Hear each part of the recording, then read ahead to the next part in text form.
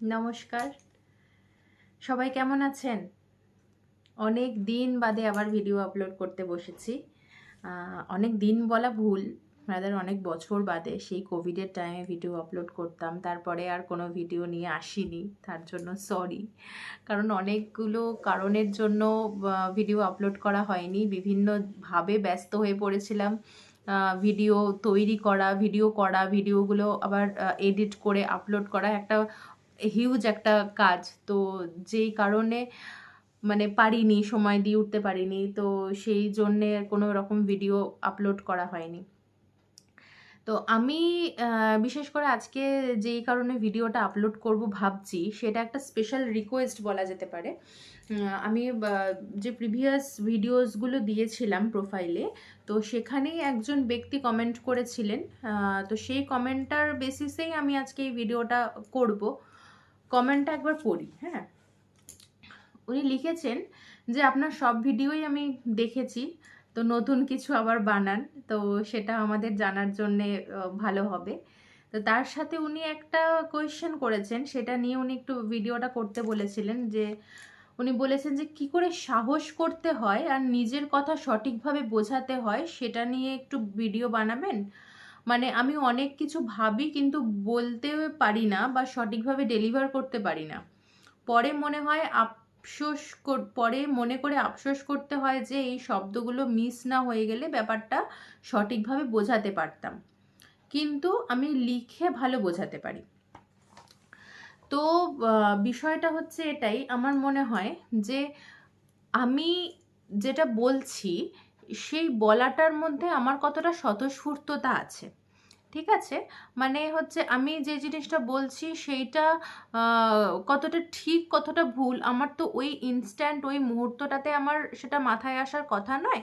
যেমন ধরুন, কোনো কিছু নিয়ে চিন্তা করতে গেলে বা কারোর সাথে কথা বলতে গেলে আমাদের মাথায় ওইভাবে কিছু আসেও না যে আমি এটা বলবো না ওটা বলবো, না এই কথাটা ঠিক হবে না ভুল হবে। আমাদের মাথায় যেই মুহূর্তে যেই কথাটা আসে আমরা সেই কথাটাই ডেলিভার করে দিই।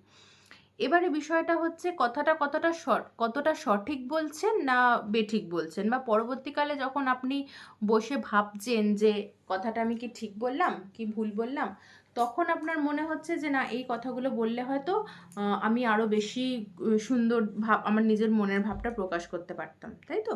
এই বিষয়গুলো মনে হয় আমাদের সবারই মনে হয়, এটা শুধু আপনার বলে নয়। আমরা যে মানে প্রত্যেকেরই মনে হয় যে হয়তো এই লাইনটা বললে বা এই সেন্টেন্সটা বললে হয়তো আমি ঠিক করে আমার ভাবটা বোঝাতে পারতাম।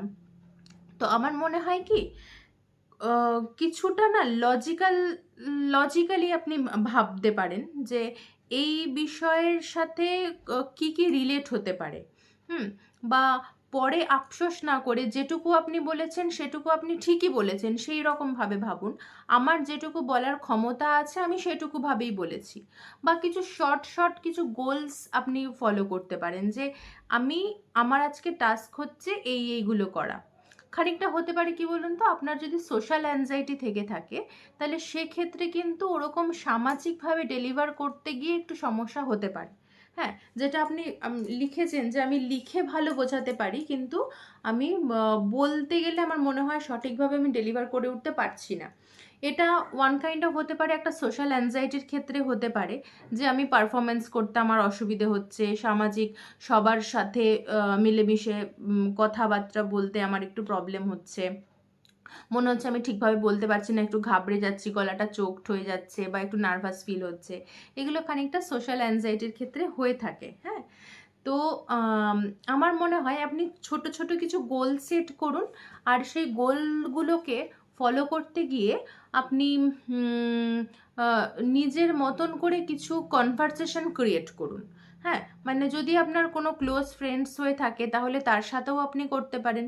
আর যদি মনে করেন যে ক্লোজ ফ্রেন্ডস সেরকমভাবে আপনি বলতে পারছেন না, তাহলে আপনি সোজা আয়নার সামনে দাঁড়িয়ে কিছু কনভারসেশন ক্রিয়েট করুন। নিজেই মনে ভাবুন প্রশ্নটা, নিজেই উত্তরটা দিন। হ্যাঁ, একটা কিছু প্রশ্ন উত্তর, এই উত্তরটার পার্সপেক্টিভে আবার কি প্রশ্ন হতে পারে, তার পার্সপেক্টিভে আবার কি উত্তর হতে পারে, এই রকম একটা কনভারসেশন আপনি যদি রেগুলার বেসিসে করতে থাকেন, আমার মনে হয় আপনার এই জটগুলো কাটবে।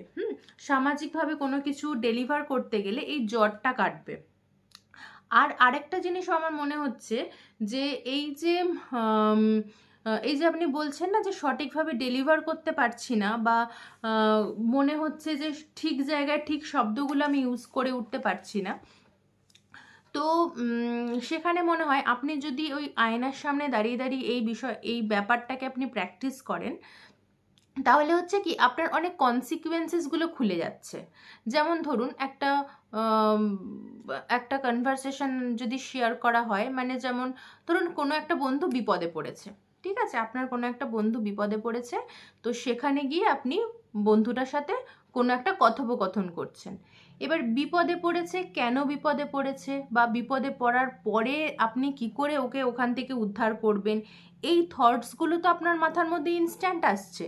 আর ইনস্ট্যান্ট আসছে বলেই আপনি কনভারসেশনটা কন্টিনিউ করতে পারছেন, রাইট? তো যেমন আপনি কোয়েশ্চেন করছেন, আপনি উত্তর দিচ্ছেন, এই যে আপনার এই থট প্রসেসটার মানে দরুনই তো এই কনভারসেশনটা হচ্ছে।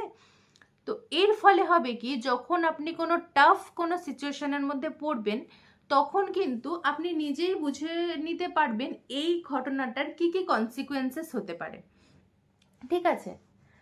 কি কি কনসিকুয়েন্সেস হতে পারে, বা এই ঘটনাটা যদি আমার সাথে ঘটে, এটা যদি খুব খারাপ কোনো কন্ডিশন হয়ে থাকে, তাহলে এইখান থেকে বেরিয়ে আসার আর কি কি উপায় হতে পারে, এগুলো কিন্তু আপনি ভাবতে শুরু করতে পারবেন, ঠিক আছে, যদি এই প্র্যাকটিসটা আপনি করতে থাকেন। এইটা হতে পারে। সেকেন্ড হতে পারে কি, আপনি কিছু মানে যে থটসগুলো আপনার আসে, যেগুলো আপনি ধরুন ডেলিভার করতে পারছেন না, আপনি একটা কাজ করুন, থট জার্নাল লেখা প্র্যাকটিস করতে পারেন, ঠিক আছে? রেগুলার বেসিসে ডেট দিয়ে, টাইম দিয়ে আপনি যদি থট জার্নালসগুলো লেখেন, তাহলে সেখানে আপনার যে হিডেন অ্যাংজাইটিসগুলো রয়েছে, যে স্ট্রেসগুলো আছে, সেগুলো কিন্তু ওপেন আপ হতে থাকবে। সেটা আপনার চ্যানেলাইজড হবে, যেটা আপনি বলতে পারছেন না, কাউকে ডেলিভার করতে পারছেন না, তো সেগুলো যদি আপনি চ্যানেলাইজড করতে পারেন লেখার মাধ্যমে, তাহলেও কিন্তু আপনার অনেকটা হালকা ফিল হবে, মনে হবে আপনার সমস্যাগুলো থেকে আপনি বেরিয়ে আসতে পারছেন। আর ভবিষ্যতেও যখন আপনি কোনো সমস্যার সম্মুখীন হবেন, তখনও কিন্তু আপনি মাথাটা খাটিয়ে, বুদ্ধি খাটিয়ে কাজটা করতে পারবেন, ঠিক আছে? এইটা একটা উপায় হতে পারে। আর এগুলো তো বললামই। আর আর যদি এমন হয় যে একটা থটই বারবার করে মাথার মধ্যে রিপিটেটিভ ওয়েতে চলে আসছে, থটসগুলো নিয়ে খুব বেশি প্রিঅকুপাইড হয়ে যাচ্ছেন, মানে মাথা থেকে বেরোতেই পারছে না কোনো থটস, যে এই যে কেন আমি ঠিক করে ডেলিভার করতে পারলাম না, পরে প্রায় 1 দিন 2 দিন বাদেও মানে ওটা পারসিস্ট করেই যাচ্ছে যে কেন পারলাম না, কেন পারলাম না, তাহলে কিন্তু কোনো একটা সমস্যার মধ্যে দিয়ে হয়তো আপনি যাচ্ছেন, যেটাকে সাইকোলজিক্যাল টার্মে বলা হয় অবসেসিভ কম্পালসিভ ডিসঅর্ডার। রিপিটেটিভলি ওই থটটা মাথায় আসছে। যদি এইরকম আপনি ফেস করে থাকেন, তাহলে আমার মনে হয় কোনো প্রফেশনাল হেল্প নিলে আপনি একটু বেটার ফিল করবেন। তাহলে আপনি কিন্তু ওই অ্যাংজাইটিসগুলোর থেকে কিন্তু বেরিয়ে আসতে পারেন। তো ঠিক আছে, এটাই হলো আমার আজকের ভিডিওর মূল উদ্দেশ্য। আমি এই কারণেই ভিডিওটা আজকে বানালাম। তো আমার এটাই বলার, আপনারাও যারা অন্য কেউ, মানে ইনি তো মেসেজ করেছেন বলেই আমি আজকে ভিডিওটা ওনার জন্য স্পেশালি বানালাম।